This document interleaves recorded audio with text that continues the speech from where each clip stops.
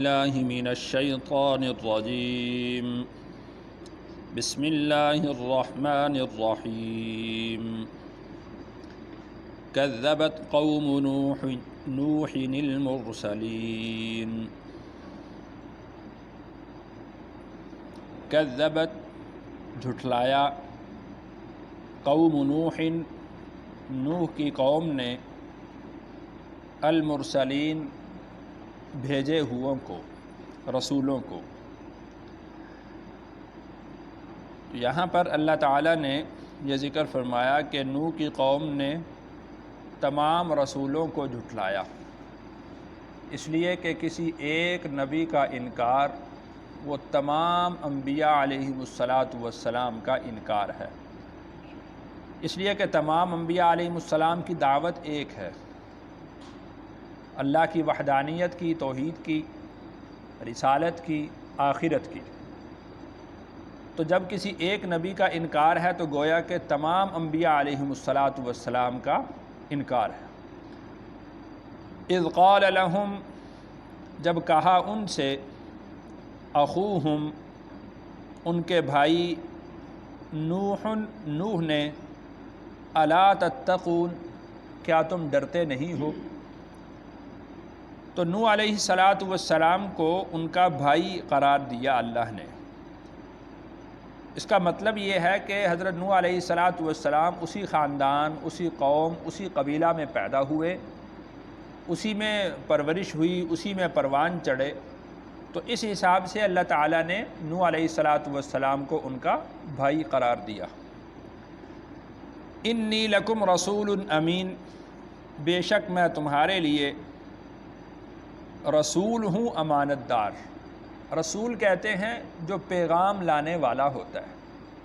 تو جو اللہ کی طرف سے مجھے پیغام ملا ہے، میں وہ تمہیں پیغام پہنچا رہا ہوں، اور میں پیغام پہنچانے میں بالکل امین ہوں، امانت دار ہوں، یعنی بلا کم و کاست جیسا اللہ نے مجھے حکم دیا ہے، میں من و عن ویسا ہی حکم تم تک پہنچا رہا ہوں۔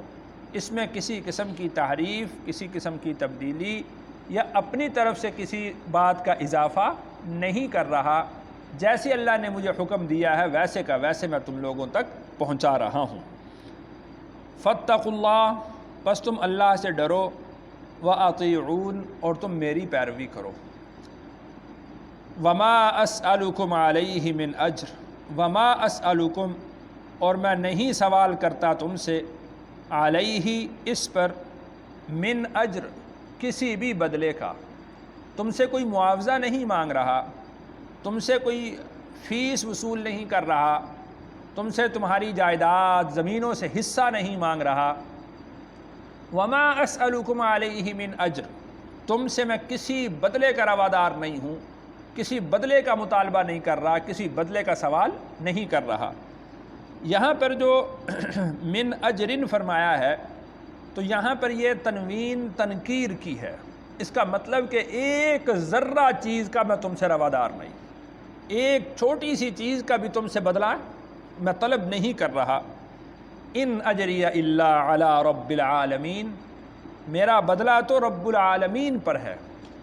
اس نے مجھے پیغمبر بنا کر بھیجا ہے، اس نے مجھے رسول بنا کر بھیجا ہے، اس نے مجھے اپنا پیغام دے کر بھیجا ہے، میں اس کا پیغام تم لوگوں تک جیسے اس نے مجھے دیا ہے ویسا پہنچا رہا ہوں، اور اس پیغام کے پہنچانے پر میں تم سے کسی اجرت کا مطالبہ نہیں کر رہا۔ میری اجرت تو وہ رب العالمین دے گا، جس نے مجھے بھیجا ہے، میں تو اسی سے ہی اپنی اجرت لوں گا۔ تو ایسا شخص کہ جو بے لوث تمہاری خدمت کر رہا ہو، بے لوث تمہیں اللہ کا پیغام بتا رہا ہو، تو اس کی بات کو سن لینا چاہیے، اس کے پیغام کو سننا چاہیے، اس مضمون کو سوچنا چاہیے، سننا چاہیے، سمجھنا چاہیے کہ یہ چاہتا کیا ہے۔ فاتقوا اللہ واطیعون، پس تم اللہ سے ڈرو اور میری پیروی کرو۔ یہ اللہ نے حکم دیا ہے حضرت نوح علیہ السلام کو کہ اپنی قوم کو جا کر بتلا دیجیے۔ قالوا، قوم نے جواب دیا، انہوں نے کہا، انؤمن لک، کیا ہم آپ پر ایمان لے آئیں، واتبعک الارذلون، حالانکہ آپ کی پیروی کر رہے ہیں کمینے لوگ۔ ارذلون یہ رذیل سے ہے، رذیل کا مطلب گھٹیا لوگ، نیچ طبقہ کے لوگ، وہ آپ کی پیروی کر رہے ہیں، اور ہم سردار لوگ یہ ان کے دوش بدوش بیٹھ کر کیسے آپ کے سامنے ہم ایک جیسے ہو جائیں؟ وہ ہمارے کمین ہیں اور ہم سردار لوگ ہیں، اور آپ کہہ رہے ہیں کہ ہم ان کے ساتھ آ کر بیٹھ جائیں۔ ایک جگہ پر اللہ نے ان کا یہ مطالبہ بھی ذکر کیا ہے کہ ان لوگوں نے کہا کہ اگر آپ اپنی مجلس سے ان کمین لوگوں کو اٹھا دیں تو پھر ہم آپ کے بات سننے کے لیے تیار ہیں، پھر ہم آپ کی مجلس میں بیٹھنے کے لیے تیار ہیں۔ اور یہی مطالبہ رسول اکرم صلی اللہ علیہ وسلم سے مکہ کے سرداروں نے بھی کیا تھا۔ تو نوح علیہ السلام نے ان کو یہ جواب دیا تھا کہ میں ان لوگوں کو اپنی مجلس سے نہیں اٹھا سکتا۔ ارشاد فرمایا قال، نوح علیہ السلام نے کہا وما علمی بما كانوا يعملون، مجھے کیا معلوم کہ وہ لوگ کیا کام کرتے ہیں؟ تم انہیں کمینے لوگ کہہ رہے ہو، پیشے کے لحاظ سے نیچ لوگ کہتے ہو، مجھے اس سے کیا لینا دینا؟ میرا تو مطالبہ ایمان کا ہے۔ اب وہ تمہاری نظر میں جو کمین ہیں وہ ایمان لے آئیں تو وہ اللہ کی نظر میں عزت والے ہیں، تم سردار لوگ ہو، تم ایمان لے آؤ گے تو تم اللہ کی نظر میں عزت والے ہو جاؤ گے۔ وما كانوا يعملون، جو وہ کام کرتے ہیں اس سے مجھے کیا لینا دینا؟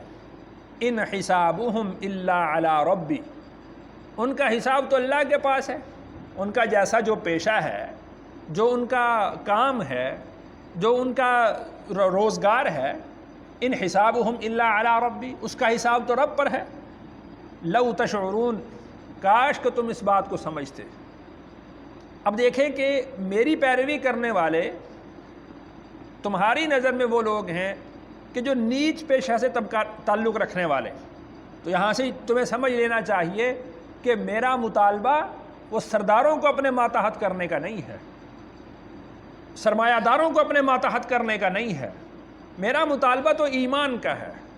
وہ سردار لوگ تسلیم کر لیں، وہ نیچ طبقہ کے لوگ تسلیم کر لیں۔ لو تشعرون، کاش کہ تم اس بات کو سمجھتے، ورنہ تو یوں ہوتا اگر میں مال جمع کرنا چاہتا، سرمایہ جمع کرنا چاہتا تو نیچ طبقہ کے لوگوں کا میں ایمان قبول ہی نہ کرتا، میں ان کو اللہ کا پیغام ہی نہ سناتا، میں ان کی مجلسوں میں ہی شریک نہ ہوتا، ان کے دروازوں پر دستک جا کر نہ دیتا کہ ان سے مجھے کیا حاصل ہوگا، یہ مجھے کیا سرمایہ دے سکتے ہیں، یہ مجھے کیا پیسہ جمع کر کے دے سکتے ہیں، تو میں تو ان کے پاس جاتا ہی نہ۔ لو تشعرون، کاش کہ تم اس بات کو سمجھتے۔ وما انا بطارد المؤمنین، سرداروں نے کہا تھا کہ ان رذیل لوگوں کو اپنی مجلس سے اٹھا دو، پھر ہم آپ کی بات کو تسلیم کرنے کے لیے تیار ہیں، سننے کے لیے تیار ہیں۔ تو نوح علیہ السلام نے ارشاد فرمایا کہ وما انا بطارد المؤمنین، میں ایمان والوں کو دھدکارنے والا نہیں ہوں، میں کیوں ان کو دھدکاروں؟ اب ان کی قیمت وہ تو اللہ جانتے ہیں، جیسے سونے کی قیمت سونار جانتا ہے، اسی طرح ایمان والے کی قیمت اللہ جانتے ہیں۔ یہ تمہاری نظر میں کمزور ہوں گے لیکن اللہ کی نظر میں یہ معزز ہیں، اللہ کی نظر میں یہ شرافت والے ہیں، عزت والے ہیں، تکریم والے ہیں۔ وما انا بطارد المؤمنین، ایک جگہ پر اللہ نے نوح علیہ السلام کا یہ جواب بھی ذکر کیا کہ اگر میں نے ان کو اپنی مجلس سے اٹھا دیا اور پھر اللہ کی مجھ پر گرفت آ گئی، اللہ کی مجھ پر پکڑ آ گئی، تو پھر مجھے اللہ کی پکڑ سے کون بچائے گا؟ اس بات کا جواب دو۔ اس لیے کہ جو ایمان والے ہیں اللہ کے نزدیک تکریم والے، عزت والے، شرافت والے وہی لوگ ہیں۔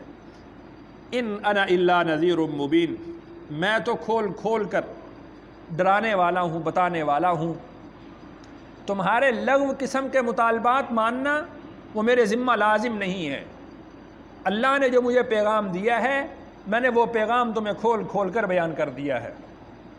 اس طرح کے فضول مطالبات کہ کمزور لوگوں کو اٹھا دو تو تب ہم آپ کی بات کو مانیں گے، اللہ نے مجھے اس بات کا مکلف نہیں بنایا کہ میں زبردستی تم لوگوں کو حق کی بات بتلاؤں اور تمہیں حق سناؤں۔ قالوا، انہوں نے کہا لئن لم تنتہی، اگر تو باز نہ آیا، یا نوح، اے نوح، لتکونن من المرجومین، تو تو ہو جائے گا سنسار ہونے والوں میں سے۔ یعنی اب مزید نصیحت مت کیجیے، آپ کی نصیحت ہم پر کارگر ہونے والی نہیں ہے، آپ کی نصیحت ہمیں فائدہ پہنچانے والی نہیں ہے، بس لئن لم تنتہی یا نوح لتکونن من المرجومین، اگر اے نوح اب تو باز نہ آیا تو ہم تجھے سنسار کر دیں گے۔ تو ان لوگوں میں سے ہو جائے گا جو سنسار کر دیے جاتے ہیں، یعنی پتھر مار مار کر جن کو مار دیا جاتا ہے، تو ان لوگوں میں سے ہو جائے گا، پتھر مار مار کے تجھے ہلاک کر دیں گے۔ قال رب ان قومی کذبون، نوح علیہ السلام نے فرمایا اے میرے رب ان قومی کذبون، میری قوم مجھے جھٹلا رہی ہے۔ یہ 2-4 دن کی بات نہیں ہے، یہ ہفتہ مہینہ کی بات نہیں ہے۔ اللہ نے قرآن مجید میں ایک جگہ پر ارشاد فرمایا کہ 950 سال کی یہ دعوت کے بعد پھر نوح علیہ السلام نے اپنے رب سے کہا رب ان قومی کذبون، اے میرے رب میری قوم مجھے جھٹلا رہی ہے۔ فافتح بینی و بینہم فتحا، پس تو فیصلہ کر دے میرے اور ان کے درمیان کھلا فیصلہ، ونجنی، اور تو مجھے نجات عطا فرما، ومن معی، اور جو لوگ میرے ساتھ ہیں ان کو، من المؤمنین، ایمان والوں میں سے، یعنی ایمان والے جتنے میرے ساتھ ہیں تو مجھے اور ایمان والوں کو اس ظالم قوم سے کہ جن کا ارادہ یہ ہے کہ یہ پتھر مار مار کے ہمیں ہلاک کر دیں، اے اللہ تو اب فیصلہ کر دے، اے اللہ ہمیں ان لوگوں سے نجات عطا فرما، یہ ہماری ہلاکت کے در پہ ہو گئے ہیں، اے اللہ تو ان کو نیست و نابود فرما دے، اے اللہ تو ان کو ہلاک کر دے۔ نوح علیہ السلام کی یہ دعا اللہ نے سورۃ النوح میں بھی ذکر فرمائی ہے۔ فَأَنْجَيْنَاهُ، اللہ ارشاد فرماتے ہیں پھر ہم نے بچا لیا اس کو، وَمَن مَّعَهُ، اور ان کے ساتھ جو لوگ تھے، یعنی نوح علیہ السلام نے جو اللہ سے دعا کی کہ اے اللہ تو مجھے نجات عطا فرما اور جتنے میرے ساتھ ایمان والے ہیں ان کو بھی نجات عطا فرما، تو اللہ ارشاد فرماتے ہیں کہ ہم نے نوح علیہ السلام کو نجات دی، وَمَن مَّعَهُ، اور ان کے ساتھ جتنے لوگ تھے ان کو بھی نجات دی، فِي الْفُلْكِ الْمَشْحُونِ، ایک بھری ہوئی کشتی میں۔